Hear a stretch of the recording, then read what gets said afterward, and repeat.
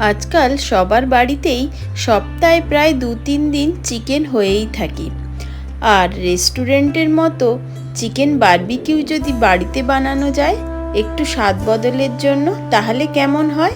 ताहले चलुन एई चिकेन बारबिकिउ बाड़ीते किभाबे खूब सहजे बानिये निते पारबेन सेई रेसिपि आज आमि आपनादेर साथे शेयर करब।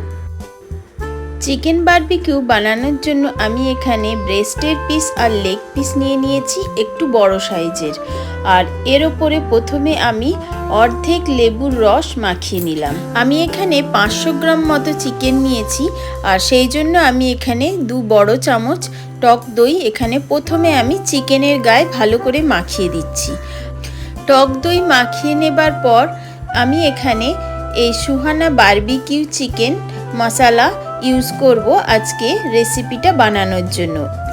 2 বড় চামচ মতো আমি এখানে এই মশলাটা ইউজ করছি। এই মশলার মধ্যেই যেহেতু সব কিছু আছে তাই এখানে আমাকে আলাদা করে আর কিছু মশলা ব্যবহার করতে হবে না।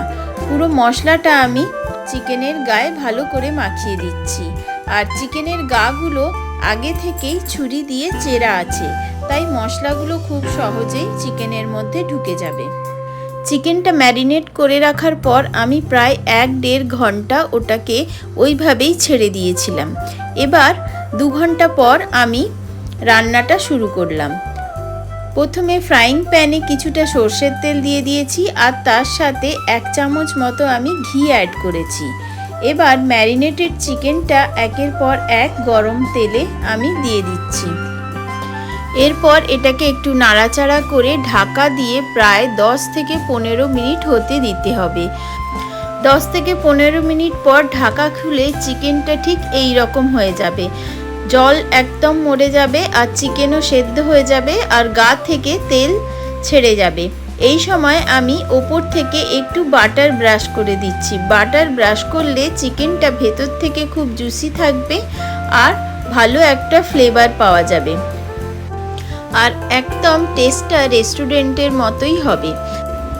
এরপর এটাকে একদম হাই ফ্লেমে উল্টে পাল্টে একটু নিতে হবে যাতে গায়ে একটু কালো কালো রং ধরে, তাতে একটা স্মোকি ফ্লেভারও আসবে।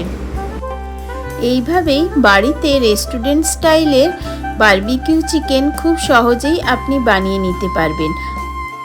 এই রকম চটজলদি রেস্টুরেন্ট স্টাইলের মুখরোচক খাবারের রেসিপি পেতে হলে আমার চ্যানেলটা অবশ্যই সাবস্ক্রাইব করে রাখবেন।